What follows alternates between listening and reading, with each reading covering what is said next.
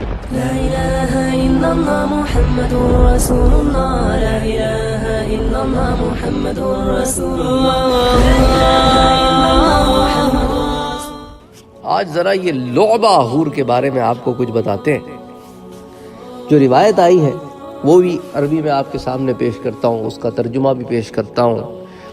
اس کو ابن ابی الدنیا نے روایت کیا ہے, اس کو جمع کیا, اس کی تخریج کی ہے, اور صفت الجنہ میں آتی ہے صفحہ نمبر 207 پر. اور جیسے پہلے بھی میں نے آپ سے عرض کیا کہ یہ لائبہ نہیں ہے, یہ لعبہ ہے, لعبہ.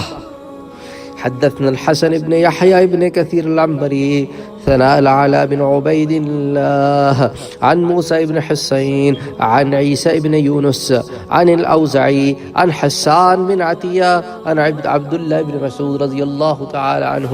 تو یہ تو اس کی سند ہو گئی کہ حضرت عبداللہ ابن مسعود رضی اللہ تعالی عنہ تک یہ اس کی سند آتی ہے کہ حضرت عبداللہ ابن مسعود فرماتے ہیں قال ان فی الجنت حورا یقال لها اللعبہ, جنت میں ایک حور ہے جس کا نام کیا ہے؟ لعبہ. کیا نام ہے اس کا؟ لعبہ. عربی میں بھی آتا ہے کل حور الجنان یعجبن بها. تو جنت کی جتنے بھی حور ہیں نا وہ سب اس پر بڑی تعجب کرتی ہیں اور اس کے کندھوں پر ہاتھ رکھ کر کہتی ہیں, اس کے کندھوں پر ہاتھ رکھ کر کہتی ہیں یضربن بأیدیہن علی کتفہا. یضربن یعنی کہ اس بأیدیہن اپنے ہاتھوں کو علی کتفہا, اس کے کندھے پہ ہاتھ, ویقولون ویقلن اور اس سے کہتی ہیں طوبی لک یا لعبہ, طوبی لک یا لعبہ, کہ لعبہ تجھ کو خوشخبری ہو, اگر طالبین کو تیرا پتہ چل جائے تو وہ آپ تک پہنچنے میں نہایت ہی کوشش سے کام لیں. یعنی یہ جنت کی حوروں کو بھی اس کا مقام پتہ ہے, اس لیے کہتی ہیں طوبی لک یا لعبہ لو یعلم الطالبون لک لجدوا. جب پتہ چل جائے ان کو کہ تیرا مقام کیا ہے تو وہ تو تجھے پانے کے لیے تگ و دو کریں. بین عینیہا مکتوب, اور وہ جو لعبہ ہے نا اس کی دونوں آنکھوں کے درمیان ایک عبارت لکھی ہے, وہ عبارت راز ہے اس کو پانے کا. بین عینیہا مکتوب من کان یبتغی ان یکون لہ مثلی, من کان یبتغی ان یکون لہ مثلی, کہ جو مجھ جیسی کو تلاش کرتا ہے اس کو کیا چاہیے کہ کرے؟ فلیعمل برضا ربی عز وجل, تو اس کو چاہیے کہ ایک کام کرے, وہ یہ کہ میرے رب کی رضا کے لیے عمل کرے, میرے رب کو راضی کر لے. جو میرے رب کو راضی کر لے گا اس کو میں مل جاؤں گی. سبحان اللہ سبحان اللہ سبحان اللہ. اسی طرح ایک اور روایت آتی ہے لیکن اس کے راوی حضرت عبداللہ ابن عباس ہے, اور یہ روایت میں تنبیہ الغافلین ایک کتاب ہے, اس کے صفحہ نمبر 33 پر یہ حضرت عبداللہ ابن عباس کا قول آتا ہے کہ جنت میں ایک حور ہے جس کا نام ہے لعبہ. اس کو 4 چیزوں سے پیدا کیا گیا ہے, 4 چیزوں سے. پہلے بھی آپ کو حدیث میں بتا چکا ہوں کہ حوروں کی تخلیق میں کئی چیزیں استعمال کی گئی ہیں, اور ہر چیز, ہر حور ایک ہی کمپوزیشن میں نہیں ہے, کسی میں کچھ اجزاء ہیں, کسی میں کچھ اجزاء ہیں.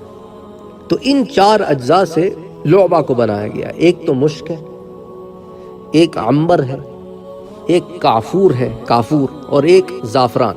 4 اجزاء, مشک, عنبر, کافور اور زعفران. اور اس کا گارا نہر حیوان کے پانی سے گوندا گیا ہے. اس کو اللہ تعالیٰ نے فرمایا ہو جا تو وہ ہو گئی. وہ ایسی حور ہے کہ جنت کی ساری حوریں اس پر عاشقہ ہیں. اگر وہ سمندر میں تھوک دے تو سمندر کا پانی میٹھا ہو جائے. اس کی گردن پر لکھا ہے, تو اس روایت میں آتا ہے اس کی گردن پر لکھا ہے مجھ جیسی کو جو تلاش کرتا ہے اسے میرے رب کی اطاعت اور فرما برداری کرنی چاہیے. سبحان اللہ. تو ہو سکتا ہے ایک اس کی آنکھوں کے درمیان بھی لکھا ہو, اس کی گردن پر بھی لکھا ہو. تو بعض روایتوں میں ایک تفصیل آتی ہے اور بعض میں ایک تفصیل آتی ہے, تو دونوں مقام پر لکھا ہو, یوں ہی تطبیق پیدا ہوگی ان دونوں قولوں میں. اسی طرح ایک اور قول آتا ہے التذکرہ میں, پیج نمبر 555 پر. یہ بھی حضرت عبداللہ ابن عباس کا قول ہے. وہ فرماتے ہیں کہ جنت میں ایک حور ہے, ان فی الجنت حورا یقال لہا لعبہ، اس کو لعبہ کہا جاتا ہے۔ اگر وہ سمندر میں تھوک دے تو اسے شیریں کر دے۔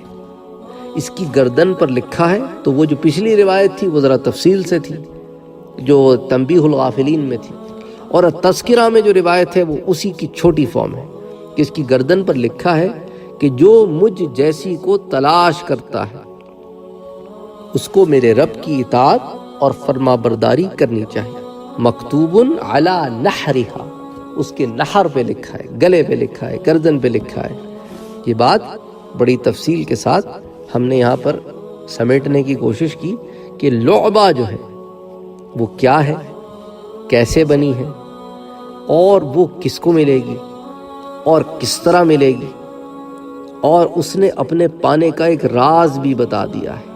من احب ان یکون لہ مثلی فلیعمل بطاعت ربی، جو مجھ جیسی کو پانا چاہتا ہے وہ رب کی اطاعت کرے، اس کی فرما برداری کرے، اس کے حکموں کو مانے، گناہوں سے بچے، اور میں اس کو مل جاؤں گا۔